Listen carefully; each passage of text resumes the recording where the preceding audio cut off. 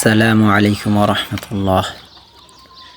হজরত আবু উমামা রাদিয়াল্লাহু তাআলা আনহু বর্ণনা করেন, রাসূল সাল্লাল্লাহু আলাইহি ওয়াসাল্লাম বলিয়াছেন, সৎ কাজ মন্দ মৃত্যু হইতে রক্ষা করে।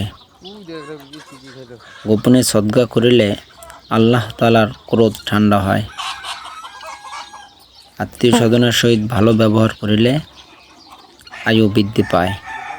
আত্মীয়তা সম্পর্ক বজায় রাখার মধ্যে ইহাও রইয়াছে যে, নিজের উপার্জন হইতে মানুষ আত্মীয় স্বজনকে সহায়তা করিবে, নিজের সময়ের কিছু অংশ তাহাদের কাজে লাগাইবে।